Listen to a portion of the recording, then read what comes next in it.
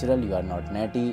Crushed FSH का मतलब मैं बताऊं तो something wrong in the brain function and this condition is close to infertility.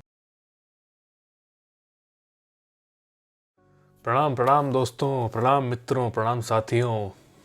देख रहे हो हमारे देश का भविष्य आ गया यश आनंद भाई का ब्लड वर्क एनालिसिस देखने के लिए।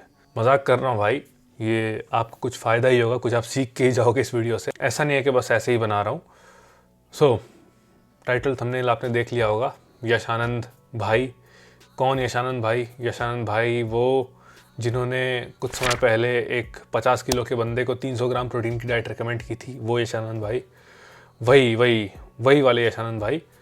तो उन्होंने हाल ही में अपना जो है मसल मेनिया का शो जीता है और उसके बाद इन्होंने एक वीडियो बना के डाली है जिसमें उन्होंने अपने ब्लड रिपोर्ट्स बताए हैं और ये बताया है कि ये जो ब्लड रिपोर्ट्स हैं सभी उन लोगों को जवाब है जो कि उनको अननेचुरल कहते हैं। फर्स्ट ऑफ ऑल तो मैं ये चीज़ क्लियर कर दूं कि मैं ये बिल्कुल नहीं कह रहा हूँ कि यश आनंद जो हैं वो अननेचुरल हैं, या फिर मुझे ऐसा डाउट है इसलिए मैं ये वीडियो कर रहा हूँ एनालिसिस करने के लिए। तो ऐसा बिल्कुल भी नहीं है। फ्रॉम द वेरी बिगिनिंग, जब से यश आनंद भाई ने अपनी जर्नी शुरू की है फिटनेस की, यूट्यूब की, मुझे वो कभी भी अननेचुरल नहीं लगे। उनमें मतलब मुझे ऐसा पर्सनली कुछ नहीं लगा जो कि अननेचुरल हो या फिर जो कि अचीव ना किया जा सके naturally.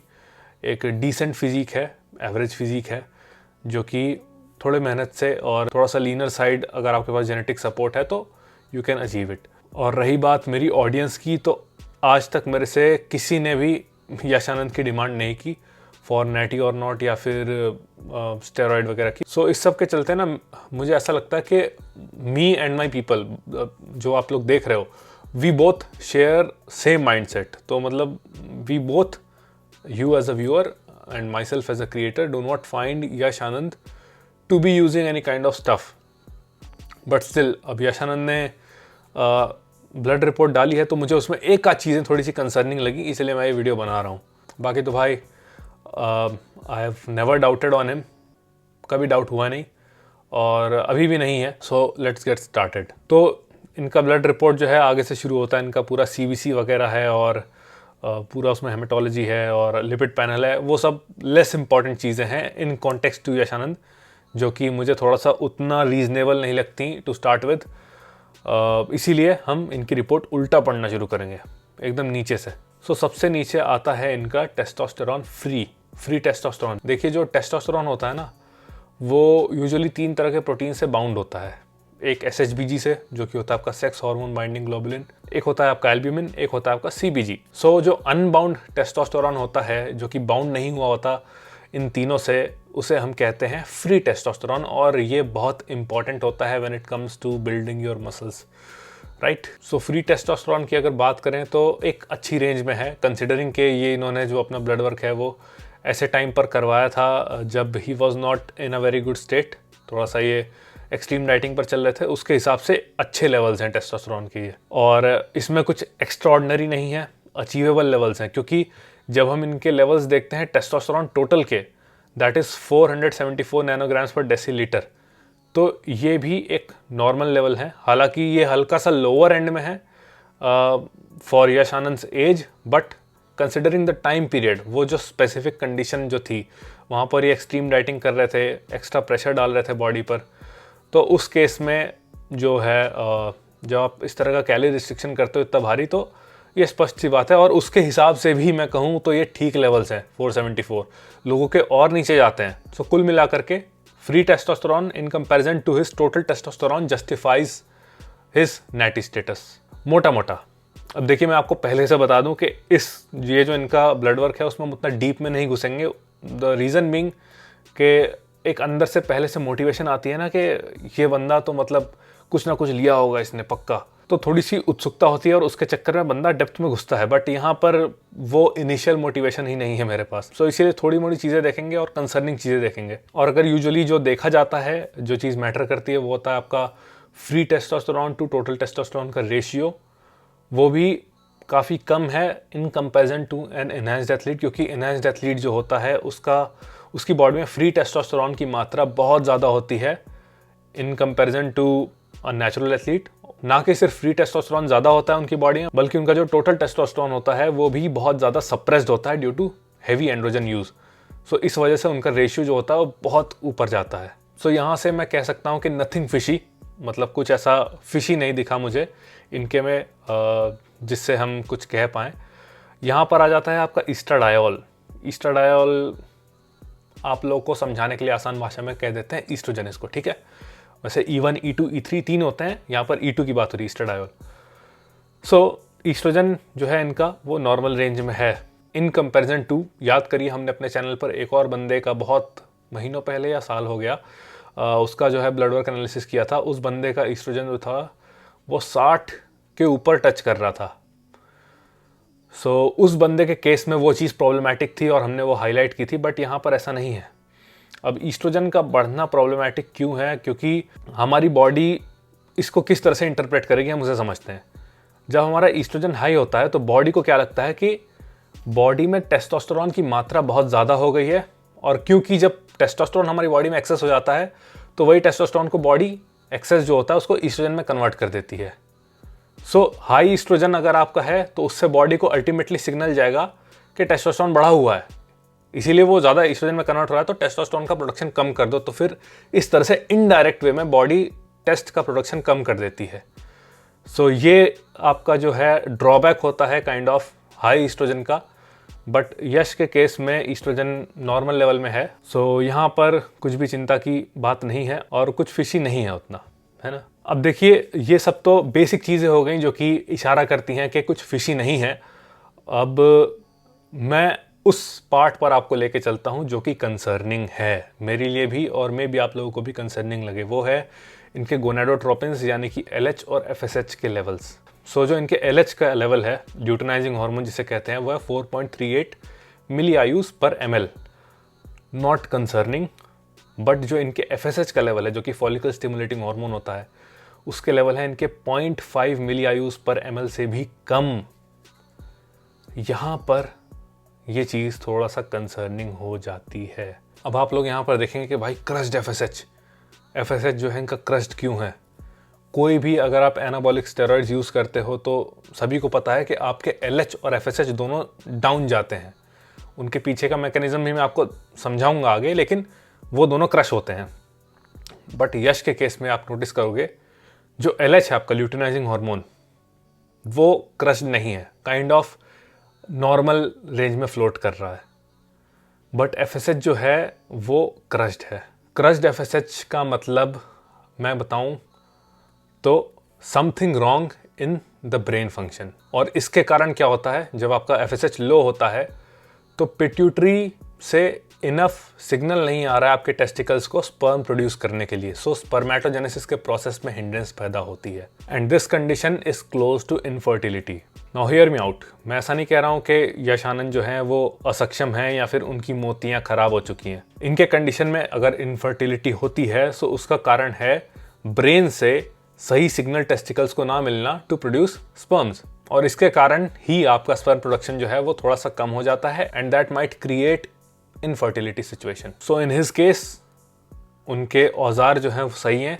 The main culprit would be brain. अगर उनको ऐसा कुछ होता है, इसका जवाब तो वही उन्हीं के पास होगा कि आपको कुछ हो रहा है ऐसा फील, या फिर वो तो आपको तब फील होगा ना जब आप ट्राई करोगे, तब पता चलेगा कि इनफर्टाइल हो कि नहीं हो। सो अभी आपको कहाँ से पता चल जाएगा। सो इनके केस में वही कह रहा हूँ कि ब्रेन इज़ द कल्प्रिट। ये तो चलो आपको मैंने थोड़ा रफली बता दिया, बट इसको थोड़ा सा और अच्छे से समझते हैं। अब आप में से कई सारे लोगों ने HPTA का नाम सुना होगा, है ना, हाइपोथैलेमस पिट्यूटरी और टेस्टिस का एक्सेस जो होता है उसको कहते हैं HPTA। कई लोग फेमिलियर होंगे इससे, और इसी सीक्वेंस में जो है आपकी सिग्नलिंग और रिलीज काम करती है हार्मोन्स की। सो होता क्या है, आपका हाइपोथैलेमस पहले GnRH रिलीज करता है जो कि होता है गोनाडोट्रोपिन रिलीजिंग हार्मोन। ये आपके पिट्यूटरी को सिग्नल देता है कि भाई LH और FSH रिलीज करो, और ये LH आपका ल्यूटिनाइजिंग हार्मोन जो होता है ये आपके टेस्टिकल्स को सिग्नल देता है कि टेस्टोस्टेरोन प्रोड्यूस करो, that will be later utilized for spermatogenesis. मतलब आपका स्पर्म LH से भी बन रहा है, बट FSH भी इंपॉर्टेंट रोल प्ले कर रहा है, क्योंकि उसका भी काम है टेस्टिकल्स को स्पर्मेटोजेनेसिस के लिए बोलना। अब हो क्या रहा है यश के केस में कि LH तो रिलीज हो रहा है, बट FSH बहुत कम मात्रा में रिलीज हो रहा है। सो इससे क्या होगा कि आपका डिक्रीज्ड स्पर्म प्रोडक्शन वाली कंडीशन आएगी। देखिए यहाँ पर यश के केस में तो FSH के लेवल्स क्रश्ड हैं, है ना। चलिए इस चीज़ को दोनों को कंबाइन करके देखते हैं, LH और FSH को। जो इन दोनों के लेवल्स होते हैं ना, वो दोनों ही एक्सट्रीम्स में, यानी कि बहुत ही कम और बहुत ही ज़्यादा, इन दोनों ही एक्सट्रीम्स में मतलब हाइपोगोनाडिज्म की सिचुएशन पैदा करते हैं, यानी कि डिक्रीज्ड स्पर्म प्रोडक्शन की सिचुएशन पैदा करते हैं। इसको आप समझिए ऐसे कि लेट सपोज आपका LH और FSH कम सीक्रीट हो रहा है, मतलब बहुत कम मात्रा में है, क्रश्ड लेवल्स है। इसका मतलब आपके ब्रेन फंक्शन में कुछ प्रॉब्लम है। इसके कारण आपके टेस्टिकल्स को सिग्नल ही नहीं जा रहा कि भाई स्पर्म्स प्रोड्यूस करो, टेस्टोस्टेरोन प्रोड्यूस करो, राइट। सो जब सिग्नल नहीं जाएगा तो स्पर्म नहीं बनेंगे, स्पर्म नहीं बनेंगे तो फिर आपको इनफर्टिलिटी की प्रॉब्लम आएगी, उसे हम कहेंगे हाइपोगोनाडिज्म। सो इस तरह के हाइपोगोनाडिज्म जो होता है due to low levels of FSH and LH, उसको हम कहते हैं सेकेंडरी हाइपोगोनाडिज्म। अब दूसरा कंडीशन समझिए। इस कंडीशन में क्या होता है, आपके LH और FSH के लेवल स्काई रॉकेट कर रहे होते हैं, मतलब जितना आपका रेफरेंस रेंज है उसके या तो हायर एंड में होंगे या फिर उसको भी सरपास कर जाएंगे। इस केस में भी जब लेवल्स आपके बहुत ज़्यादा हैं तब भी आपको इनफर्टिलिटी की सिचुएशन का सामना करना पड़ेगा, तब भी आपको हाइपोगोनाडिज्म होगा। इस वाले को हम कहते हैं प्राइमरी हाइपोगोनाडिज्म। अब देखिए ऐसा क्यों होता है, इसका उत्तर लेवल्स में ही छुपा है। अब हमारा जो हाइपोथैलेमस पिट्यूटरी है, ये सिग्नल्स तो भेज रहे हैं टेस्टिकल्स को in the form of LH and FSH कि भैया स्पर्म बनाओ, लेकिन आपके टेस्टिकल्स में कुछ प्रॉब्लम है, maybe testicular injury, anything, there is some problem with your testicles. आपके टेस्टिस के साथ कुछ प्रॉब्लम है, इसके कारण वो LH के सिग्नल को परसीव नहीं कर पा रहे हैं और स्पर्मेटोजेनेसिस कैरी आउट नहीं कर रहे हैं। तो बॉडी को शॉक लगता है कि मैंने भाई इसको सिग्नल भेजा, उसके बाद भी इसने जो है स्पर्म नहीं बनाना शुरू किया, और सिग्नल भेजो और सिग्नल भेजो, और ऊपर से आपके HP से T तक सिग्नल आता जाता है बट स्टिल कोई रिस्पॉन्स नहीं आता। इसके कारण बॉडी में LH और FSH के लेवल्स जो हैं वो बढ़ जाते हैं। तो ये भी एक साइन होता है कि आपका जो टेस्टिकुलर फंक्शन है वो प्रॉपरली कैरी आउट नहीं हो रहा है। सो समझ गए आप जो दो तरह के हाइपोगोनाडिज्म मैंने आपको समझाया। यश के केस में कुड बी सेकेंडरी हाइपोगोनाडिज्म और कुड बी नॉट, क्योंकि ऐसा भी हो सकता है कि वो एक स्पेसिफिक कंडीशन थी जब वहाँ पर वो बहुत एक्सट्रीम डाइटिंग कर रहे थे, बहुत स्ट्रेस के अंडर थी उनकी बॉडी, वर्कआउट भी कर रहे थे, डाइटिंग भी कर रहे थे, प्लस मे बी स्लीप भी एडिक्वेट नहीं ले रहे थे। इस वजह से ऐसा उस स्पेसिफिक टाइम पीरियड में या उस पॉइंट पर ऐसा हो गया हो और अभी उनके लेवल सही हो गए हो।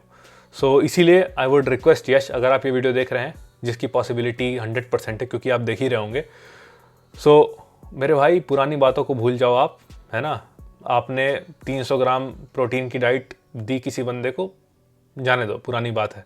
मुझे पता है वो डाइट आप नहीं दे रहे थे, आपका भाई दे रहा था। अब मेरी बात मानो, एक और बार जा करके अपना ब्लड वर्क कराओ और उसमें अपने FSH लेवल्स को ऑब्जर्व करो, नहीं तो मुझे इंस्टाग्राम में भेजो, क्योंकि अगर ये चीज़ टेम्पररी थी तब तो ठीक था, बट अगर आप इसको कैरी करते चलते हो तो प्रॉब्लमेटिक हो सकता है थोड़ा सा आपके फ्यूचर के लिए। अगेन मैं यही कहूँगा कि इसको आप स्टेरॉइड यूज से जोड़ने की कोशिश मत करिए क्रश्ड FSH लेवल्स को। There is something going on with this brain function, है ना। रही बात जो बाकी लेवल्स हैं, बाकी जो बायोमार्कर्स हैं इनके ब्लड में, वो मुझे बिल्कुल भी कंसर्निंग नहीं लगे। जो इनका लिपिड पैनल है that is very good, LDL SDL बहुत अच्छा है इनका, एक बहुत ही हेल्दी रेंज में है। जो इनका बॉर्डर लाइन हाई जिसे कहते हैं वहाँ तक भी नहीं है, जो कि मतलब आपका एथेरोस्क्लेरोसिस, जो कि आपका प्लेक बिल्डअप शुरू हो जाता है इस पे 9500 आपके LDL पे हल्का फुल्का शुरू हो जाता है ओवर द ईयर्स, वो भी नहीं है। और 87 इनका लेवल है, that is very good. SDL इनका बहुत अच्छा है। एक जनरल जो बेसिक जो होता है ना, वो मैं थोड़ा सा यहाँ बता देता हूँ कि जब आप एनाबॉलिक स्टेरॉइड्स अब्यूज़ करते हो तो उसमें क्या होता है, आपका LDL जो होता है वो शूट अप करता है और SDL क्रश हो जाता है। सो पहली बात तो यार मेरे अंदर से मोटिवेशन ही नहीं आ रहा है इसको करने का, क्योंकि आई डोंट थिंक कि यश आनंद इज़ अननेचुरल। सो इस हिसाब से मतलब जो बात मैं कह रहा था, SDL क्रश हो जाता है, LDL बढ़ जाता है, अननेचुरल का इनका नहीं है। इसको एंड करते हैं यार यहीं पे। I don't think anything is fishy, there is some problem with this brain function, या फिर उस पॉइंट ऑफ टाइम पर रही होगी। So I would recommend again कि एक बार और जा करके देख लो, और कुछ अगर कंसर्निंग हो तो go see a doctor, and you can also show me the reports एक बार मेरी संतुष्टि के लिए। बाकी वीडियो पसंद आई हो तो लाइक करिए, अपने दोस्तों के साथ शेयर करिए, यश भाई को भी भेजिए, और मिलता हूँ फिर से मैं आपको एक नए एपिसोड में, एक नई वीडियो में। अच्छा, बाय द वे आप लोग एक बात बताओ कि मैंने अपना ही ब्लड वर्क करवाया था कुछ महीनों पहले, मेरे भी लेवल्स ऊपर नीचे आए थे। आप लोग को चाहिए क्या उसका एनालिसिस? बताना कमेंट में। चलो बाय बाय।